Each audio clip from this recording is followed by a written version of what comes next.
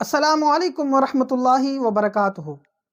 محترم ناظرین، آج میں ایک اہم موضوع لے کر کے آپ کے سامنے حاضر ہوا ہوں۔ آج کا بھی ہمارا موضوع شب برات ہی سے متعلق ہے۔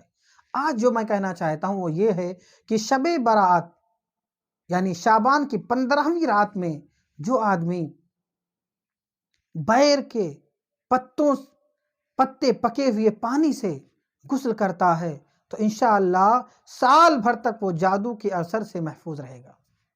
سال بھر تک جادو کے اثر سے محفوظ رہے گا جو شخص شعبان کی 15ویں رات میں ایسے پانی سے نہائے کہ جس پانی میں بیر کے پتے پکائے گئے ہوں۔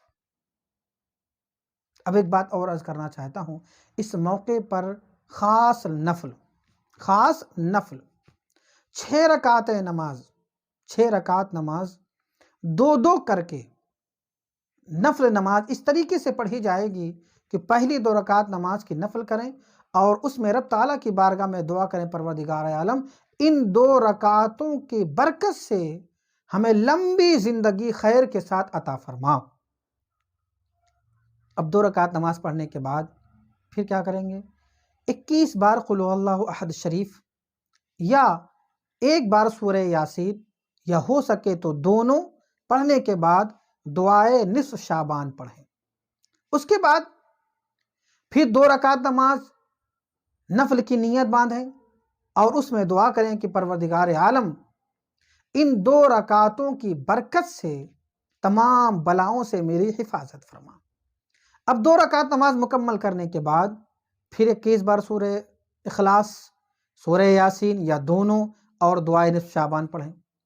اس کے بعد پھر تیسری مرتبہ نیت باندھیں اور اس میں نیت کرتے وقت یہ دعا کریں کہ پروردگار عالم ان 2 رکعتوں کی برکت سے مجھے اپنے سوا کسی دوسرے کا محتاج نہ کر، اپنے سوا کسی دوسرے کا محتاج نہ کر۔ اب 2 رکعت نماز کی نیت کی اور نماز پڑھ لی۔ نماز پڑھنے کے بعد اب پھر وہی 21 بار سورہ اخلاص، 1 بار سورہ یاسین یا دونوں اور ان دونوں کو پڑھنے کے بعد دعائے نصف شعبان۔ اب دعائے نصف شعبان کیا ہے؟ دعائے نصف شعبان کیا ہے وہ آپ کی اسکرین پر موجود ہے۔ یہ ہے دعائے نصف شعبان۔ ہو سکتا ہے کہ آپ کو کلیئر نہ سمجھ میں آ رہا ہو، لہٰذا اگر آپ کے گھر میں پاکستانی پنجسورہ، مدنی پنجسورہ، مجموعہ وظائف یا کوئی دوسری وظیفے کی کتاب موجود ہے تو وہاں سے آپ کو آسانی کے ساتھ دعائے نصف شعبان مل جائے گی۔ اور اگر یہ بھی نہ ہو سکے تو نیٹ کا زمانہ ہے، گوگل پر آپ سرچ کریں، انشاءاللہ ترنت آپ کو دعائے نصف شعبان مل جائے گی اور آپ اسے پڑھیں۔